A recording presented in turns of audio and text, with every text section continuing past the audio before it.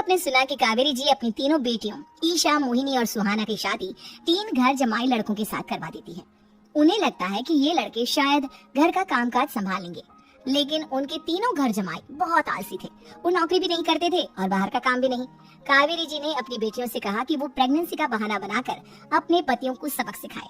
अब सुनिए आगे। मम्मी, आपने जैसा कहा था हमने वैसा ही किया, लेकिन देखिए ना, विवेक का हाल तो वैसा का वैसा ही है। घर में ना सुबह का नाश्ता बनता है और ना खाना।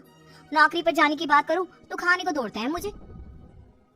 हाँ मम्मी, मैंने भी सुमित को कितनी बार कहा कि अगर नौकरी नहीं करनी तो कोई छोटी सी दुकान ही खोल लो, घर का खर्चा कैसे चलेगा। देखो दोपहर के 12 बजने आए और जनाब अभी तक सो रहे हैं। हाँ मम्मी, ईशा और सुहाना ठीक कहती हैं। अविनाश का भी यही हाल है। जब मैंने अपनी प्रेगनेंसी के बारे में कहा तो मुझसे कहने लगा, अरे दूसरी लड़कियां तो 9-9 महीने तक नौकरी करती है, बस डिलीवरी के टाइम छुट्टी लेती है। मोहिनी, तुम भी नौकरी करो। अब मुझे कहाँ नौकरी मिलेगी। मम्मी बताओ अब मैं क्या करूँ।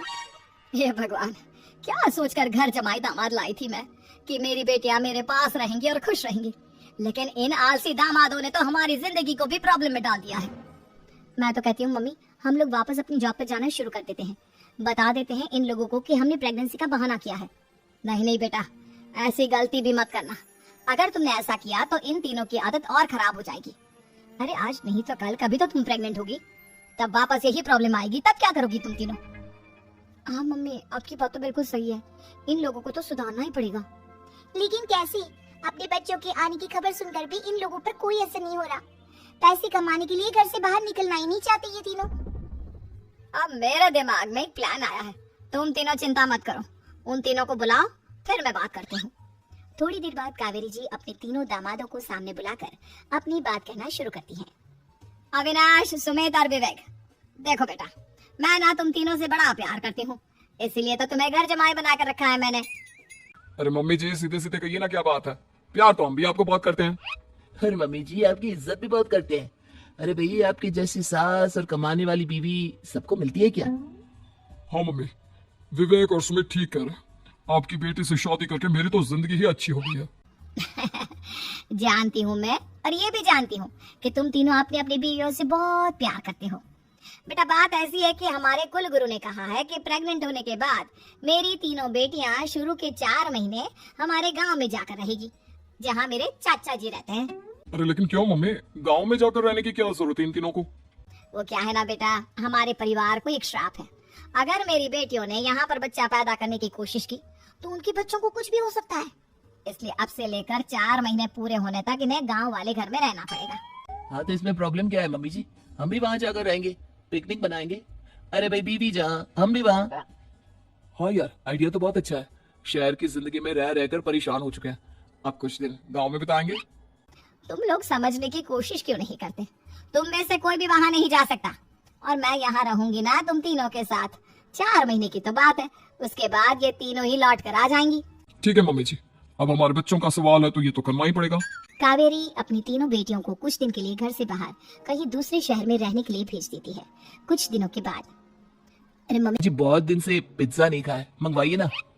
क्या बताऊं बेटा, पहले तो बेटियां खर्चा दे देती थी क्योंकि उनकी नौकरी थी, लेकिन अब तो मेरे पास पैसे ही नहीं बचे। थोड़े बहुत पैसे हैं जो बच्चों की डिलीवरी में काम आएंगे। लेकिन मम्मी जी, आपकी बेटियों को वापस आने में तो अभी बहुत वक्त बाकी है। वही सोच सोच कर परेशान हो रही हूँ। सोच रही हूँ कल से दूध भी बंद करवा देती हूँ। अब दूध वाले को देने के लिए पैसे भी तो नहीं है ना। अरे नहीं नहीं मम्मी जी, अगर दूध भी बंद करवा दोगी तो मुझे चाय कहाँ से मिलेगी? और चाय के बिना मैं तो मर ही जाऊंगा। क्या करूं बेटा, इसके अलावा हमारे पास कोई ऑप्शन नहीं है। मेरे पास पैसे ही नहीं बचे। इस तरह कावेरी जी धीरे धीरे अपने तीनों दामादों को पैसे देना बंद कर देती हैं और घर में खाने पीने की चीजें लाना भी बंद कर देती हैं। अब वो तीनों बुरी तरह से परेशान होने लगे थे और इसलिए एक दिन तीनों प्लान करके घर से बाहर निकलते हैं और बाजार में जाने के बाद। यार, अच्छा खाना खाए हुए कितने दिन हो गए, पता नहीं कब अच्छा खाना मिलेगा। हमारी बीवियों के जाने के बाद तो हमारी हालत भिखारियों जैसी हो गई है यार। कुछ भी हो, मुझे तो आज पिज्जा खाना ही खाना है। जेब में 1 रुपया नहीं और पिज्जा खाएगा, कहाँ से आएंगे पैसे? अरे देख, वहाँ सामने बोर्ड पर क्या लिखा हुआ है, कंप्यूटर पर काम करने के लिए एक आदमी की आवश्यकता है। भाई मैं तो जा रहा हूँ, काम करूंगा और शाम तक पैसे लाकर आराम से पिज्जा खाऊंगा। जा जा, तुझे कोई काम नहीं देने वाला, हम तो घर जा रहे हैं। चल भाई सुमित। सुमित और अविनाश वहां से चले जाते हैं और विवेक उस कंप्यूटर शॉप पर सारा दिन काम करके 5,000 रुपए कमा कर घर लौट कर आता है और अपनी खाने के लिए अच्छी अच्छी चीजें भी लेकर आता है। ये देखकर विवेक और सुमित के दिल में भी कुछ पैसे कमाने की इच्छा जागती है। अरे सुबह सुबह कहाँ चल दिए तुम? मम्मी जी एक बहुत अच्छी जगह मिली है, कंप्यूटर पर काम करने के 5,000 मिले थे कल मुझे। अगर रोज काम करूंगा तो पूरे 40,000 की तनख्वाह। अरे वाह, ये तो बहुत अच्छी बात है दामाद जी, आपको जाना ही चाहिए। सुमित और अविनाश विवेक को इस तरह तरक्की करते देखकर परेशान हो जाते हैं और वो दोनों भी काम की तलाश में निकल पड़ते हैं। धीरे धीरे उन दोनों को भी काम मिल जाता है। अब कावेरी के तीनों दामाद छोटी मोटी नौकरी करके अच्छा पैसा कमाने लगे थे।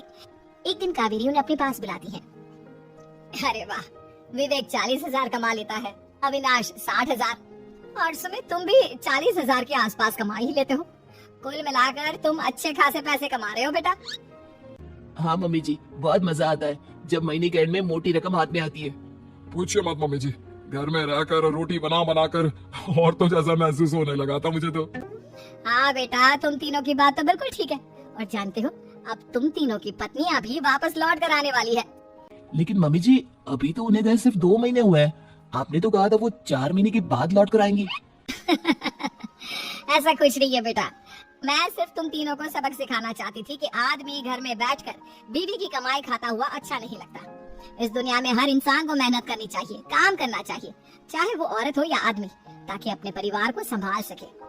कावेरी की बात सुनकर उन तीनों को अपनी गलती का एहसास होता है और कावेरी उन्हें सच बता देती है कि ईशा, सुहाना और मोहिनी शहर में ही कहीं दूसरी जगह रह रहे थे। शाम के वक्त उन तीनों की पत्नियां लौट कर आ जाती है